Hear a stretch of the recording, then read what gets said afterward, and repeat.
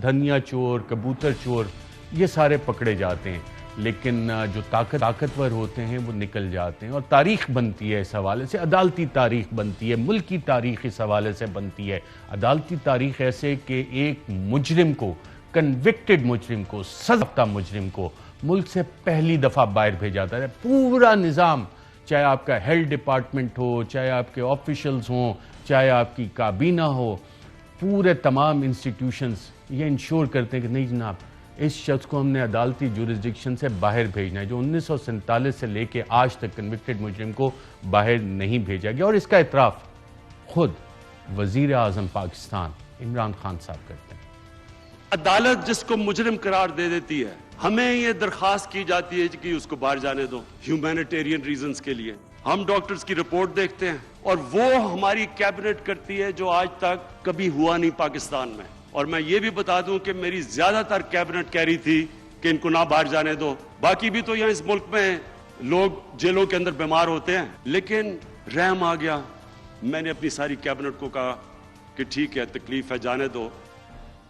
ठीक है, तकलीफ़ है, जाने दो। लाल खान का मसला नहीं, डॉक्टर कदीर खान का मसला नहीं, बाकी जेलों में इस वक्त बहुत से लोग क्रिटिकली बीमार हैं, उनको ये सहूलत मैसर नहीं आती। लेकिन ताकतवर कानून का जो जाला है उसको बाकायदा तोड़ के निकल जाता है। और पूरा निज़ाम, जिसमें प्रोसिक्यूशन का एक इंतहाई अहम किरदार होता है, प्रोसिक्यूशन हुकूमती हिदायत पे अमल करती है, बैकग्राउंड में जो व्हीलिंग डीलिंग हो रही है उस पर, और अदालतों में जाके गूंगे बन जाते हैं, कहते हैं जी ये तो हमें जवाब ही नहीं आता, ये एविडेंस ही नहीं। हालांकि एविडेंस चीख के बोल रहा होता है ये करप्शन के सबूत हैं, ये कत्ल के सबूत हैं।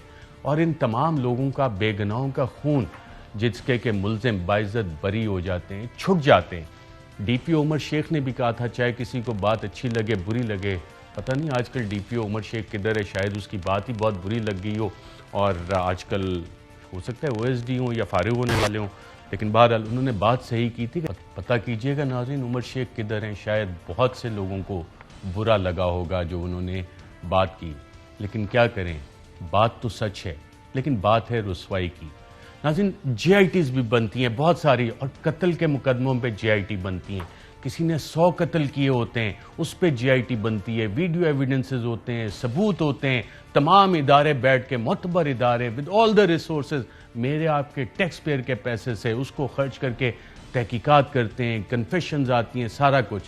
लेकिन फिर तकनीकी इंसाफ, 100 कत्ल भी अगर आपने किए हों, तो इस तरह का निज़ाम है कि वहाँ भी प्रोसिक्यूशन या गवाहान ना पेश किए जाएंगे, ना पेश होंगे, या भाग जाएंगे, या डरा धमका दिया जाएगा, और मुल्ज़िमान बरी हो जाते हैं।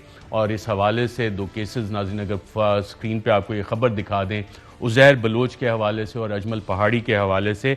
और मैं थोड़ी सी आपको डिटेल बताऊंगा कि 25 जनवरी 2022 को उज़ैर बलोच को इंसदाद दहशत गर्दी की अदालत की जानिब से रेंजर्स एहलकारों के कत्ल केस में अदम सबूत की बिना पर रिहा कर दिया गया। अदालती फैसले के मुताबिक प्रोसिक्यूशन उज़ैर बलोच के खिलाफ सबूत पेश करने में नाकाम रही। जनवरी 2021 से अब तक उज़ैर बलोच को 20 अहम केसेस में बरी किया जा चुका है। MQM के मुबैना टारगेट किलर अजमल पहाड़ी को भी 14 जनवरी 2022 को कत्ल केसेस में जमानत मिलने के बाद रिहाई मिल गई।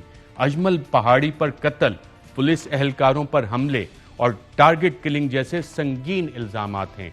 और अगर अजमल पहाड़ी की नाज़रीन आप डॉन की ये खबर पढ़ें, तो इसमें यह बताया जाता है कि he was arrested in connection with his alleged involvement in over 100 murder cases, 100 से ज्यादा मर्डर केसेस। और प्रोसिक्यूशन क्या कहती है, रेंजर्स एहलकार के कत्ल के केस में अदालती फैसले के मुताबिक प्रोसिक्यूशन उज़ैर बलोच के खिलाफ सबूत फराहम करने में नाकाम रही। अजमल पहाड़ी के खिलाफ इसी तरह अदम सबूत, गवाहान की पेशी नहीं हुई और उनको भी रिहाई मिल जाती है। तो ये तो नाज़रीन एक साइड हो गई स्टोरी की। और जब ये सारी डेवलपमेंट हुई, जब इनको पकड़ा गया, सारी चीज़ें चल रही थी, उस वक्त माहौल मुल्क में एक और था। इस पार्टी के कायद की तकारीर पे बाकायदा तौर पे पाबंदी लगा दी गई। और पाकिस्तान में एक और रिवाज चला हुआ है, पाकिस्तान से भागो, पाकिस्तान से जाके बाहर बैठ जाओ और पाकिस्तान के अदालती निज़ाम के हवाले से बाहर से अपनी बरियत ले लो और कहो कि जी पाकिस्तान की अदालतें, पाकिस्तान के निज़ाम इंसाफ से तो हमें उम्मीद नहीं, और फिर यहाँ पे आके ढोल बजाओ और धमालें डालोगे। देखें बरतानिया की अदालतों ने हमें बरी कर दी और ऐसे बहुत से केसेस हैं। बरतानिया तो ऐसे लोगों की बहुत मदद करता है जो उनके इंटरेस्ट सर्व करें, जो उनके एसेट्स हों। और ये मैं किसी स्पेसिफिक केस के हवाले से नहीं कह रहा, मैं उस तारीख के हवाले से कह रहा हूँ जो तारीख ईस्ट इंडिया कंपनी से शुरू होती थी। ईस्ट इंडिया कंपनी का मॉडल ये था कि पाकिस्तान से पैसा लूटो, बाहर लेके जाओ। उस वक्त गोरे अफसरान ये काम करते थे। उसके बाद ईस्ट इंडिया कंपनी ने यहाँ पे बाकायदा फ्यूडल लॉर्ड्स बनाए, यहाँ पे लोगों की जायदादें बनाई, उनको नवाजा, ओहदे भी दिए गए। और उनमें से चंद लोग जब पाकिस्तान में आए, जो मॉडल चेंज हुआ कि यहाँ से पैसा लेके जाओ, बाहर रखो, डंप करो, पाकिस्तान जो मर्जी प्रोसिक्यूशन करता रहे, बरतानवी अदालतों से हम आपको रिलीफ देंगे, लेकिन पैसा हमारी जुरिस्डिक्शन में होगा, पैसे की इन्वेस्टमेंट हमारी जुरिस्डिक्शन में होगी, आपको कोई कुछ नहीं कहेगा। और अदालती निज़ाम की हम बाकायदा तौर पर मिसालें देंगे। और इस तरह के नाज़रीन आपको बहुत सारे केसेस पता है। एवनफील्ड केस में, ब्रॉडशीट केस में, हम एवनफील्ड अपार्टमेंट के बाकायदा तौर पर हुकूमत पाकिस्तान पैसे पे कर चुकी है, लेकिन आज भी वो प्रॉपर्टी हमारे पास नहीं। इस्लामाबाद हाई कोर्ट में भी केस चल रहा है